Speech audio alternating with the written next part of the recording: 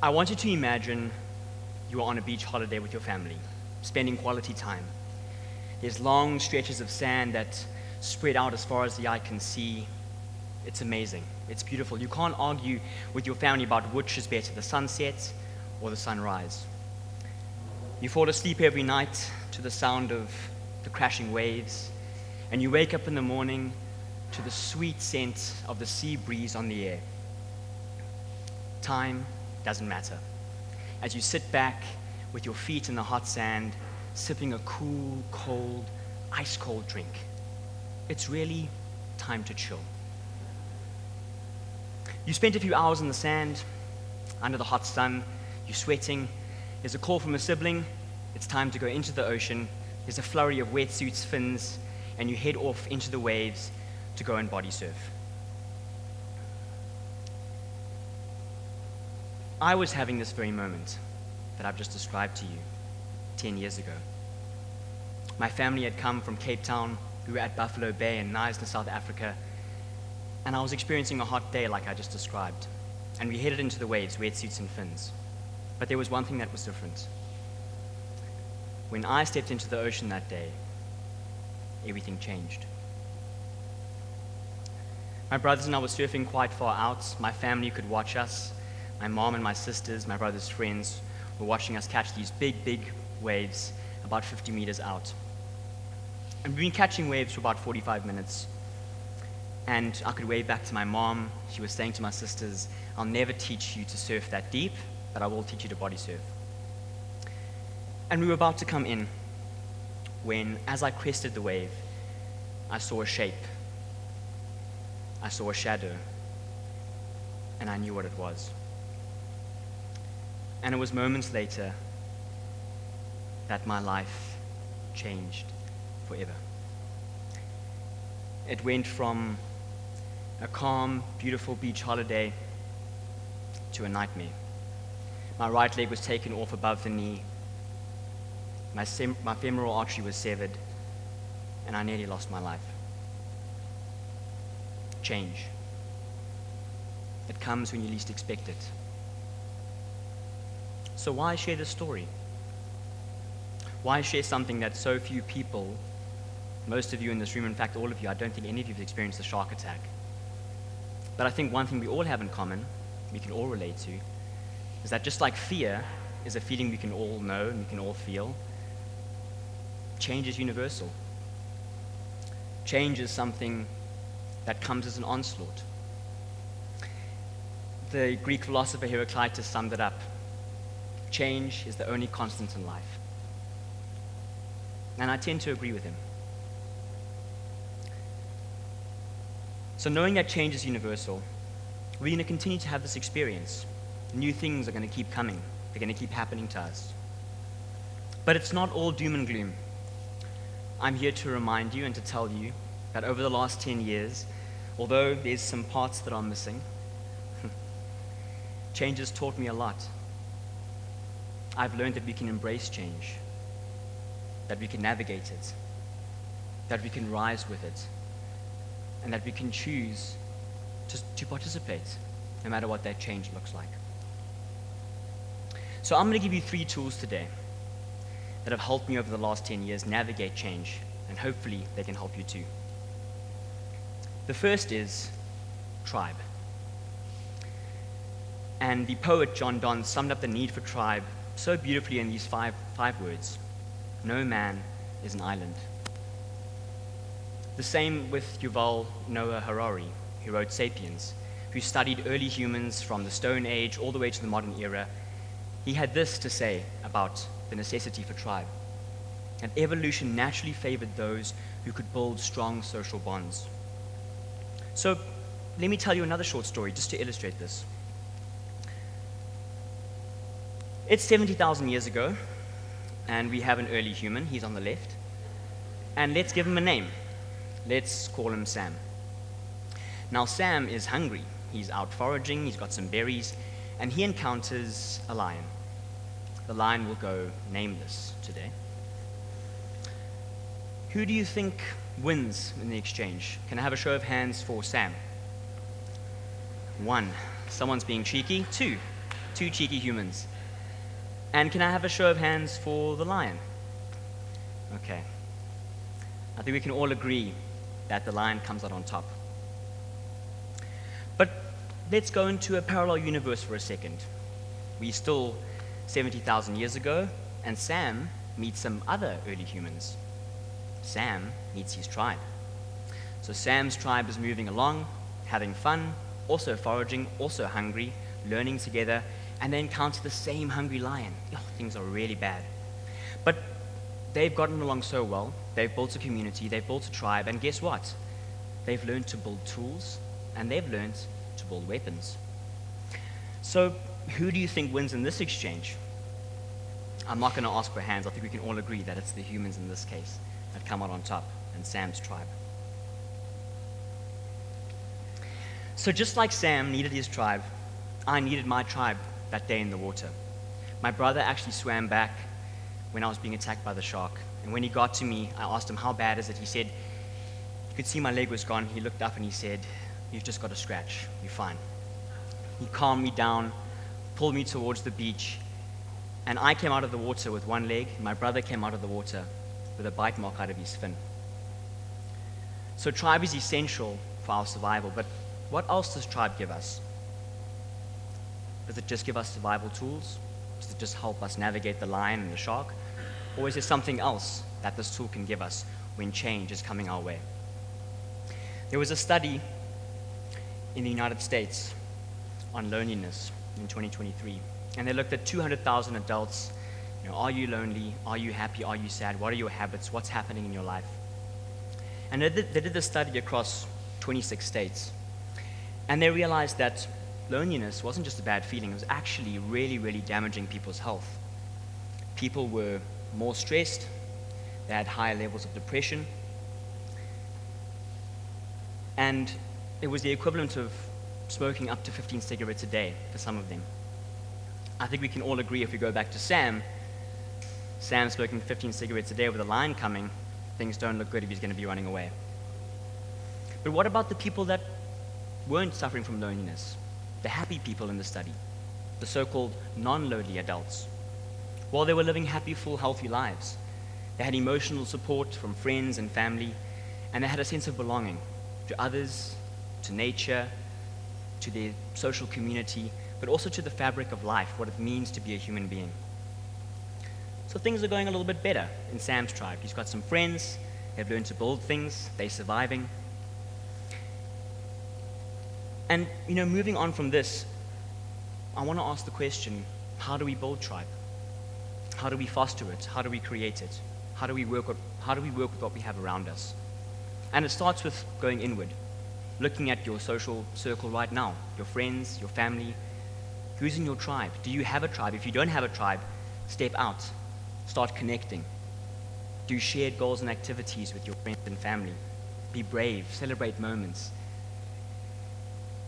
So that's the first tool. The second tool is play. I'd like you all to think about the next statement, whether or not it's true for your world. But what do you think about the thought of we play less as we get older? I think quite a few of us are nodding our heads in the room. And I think it's true for, maybe many reasons, but one of them could be that we get these things, these big responsibilities that weigh us down, that keep us busy, and all of a sudden, we just have responsibilities and there's no time for play.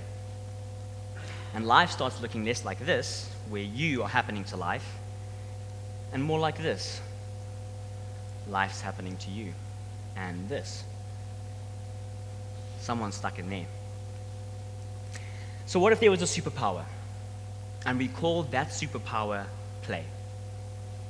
Now, the National Institute of Play described play as a state of mind rather than an activity.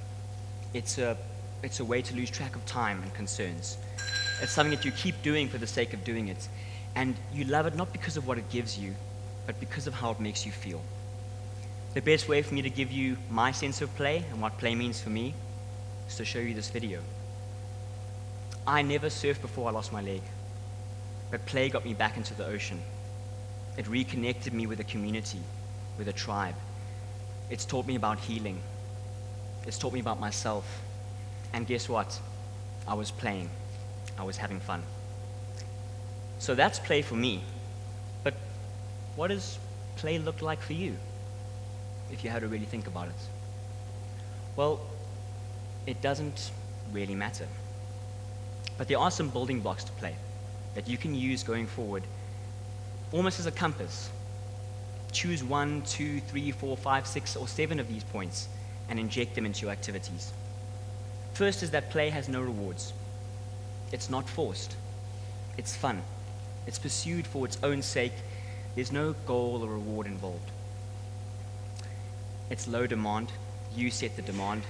It's self-directed. No one tells you what to do. You choose how to play. And it's creative and it's active. So using some of these tools, and take a photo if you want. I see some cameras are flashing. So taking some of these principles, you can identify what play means for you. You can open yourself up to just being. And maybe the last and most important point about play, schedule it, and I mean it. All of you have busy diaries, busy lives. Maybe you have families, maybe you have kids, maybe you have a wonderfully adorable, demanding partner. So schedule play and do it together. So the first tool is tribe. The first tool is tribe.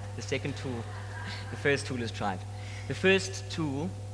The second tool is play. And the third is a survivor mindset.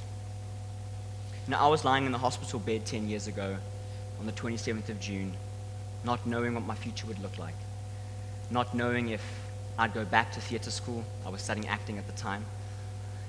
Not knowing if I'd walk again. Not knowing if I would feel that feeling of digging 10 toes in the sand. Well, there's only 5 left. But I got a message from someone while I was in hospital who said, "You're not a shark attack victim. You're a shark attack survivor." And that's where the survivor mindset comes in. The victim mindset says, why me? Why did I get attacked? Why are my brothers okay? Why am I even still here? Why didn't the shark just take me? Why has this change not given me what I wanted from it? Fear paralysis, the fear that sits inside of your body when you know you need to act, when you know you need to do something, but you choose to stay quiet. You choose to stay in the dark and not step out into the light. So I wouldn't be here if I had a victim mindset. I'd still be floating somewhere in the ocean probably. But a survivor mindset, a survivor believes that survival is possible. A survivor believes that maybe I'm going to fail, but guess what? I'm going to learn to adapt. And fear is not something that's going to dominate me. Fear is going to motivate me. So I started with a survivor mindset that day in hospital. And it's been something that I try and use every single day when I wake up, every single morning. But I sometimes fail. And that's okay. I don't always have to be the survivor, but I can aim upwards, and I can try to do that every single day. I think the best person to summarize a survivor mindset could be Viktor Frankl, the Holocaust survivor, the author of A Man's Search for Meaning, who said between stimulus and response, there's a space. And in that space is the power to choose our response. And in our response lies our growth and our freedom. So today I've shared 3 tools with you on navigating change. They're both a way of thinking about tribe, thinking about play, thinking, have I got a survivor mindset or am I being a victim? But they're also ways of doing. You can go and connect. You can go and build. You can go and have fun with your tribe. You can play. You can get creative. You can learn to find ways to adapt. I've had to do this for 10 years. You know, when I get up out of bed in the morning, I put one shoe on, and then I put a leg on, and then I put another shoe on. So things, I've had to incorporate some play to have fun along the way. And then the survivor mindset. You don't have to give up on yourself. Each of you are here for a reason. Each of you is alive for a reason. But there's one more thing I want to share with you before I close today. And to do that, I need everyone to close their eyes. And just get present. Feel your feet on the ground. Feel your hands. Feel your breath in your body. and we're going to take 3 collective breaths together. We're going to breathe in through our nose, hold, and exhale through our mouths. Breathing in through the nose, hold, exhale. In through the nose, hold, exhale. And last breath in through the nose, hold, and exhale on a sigh. And open your eyes. Welcome. You're alive. You're all here.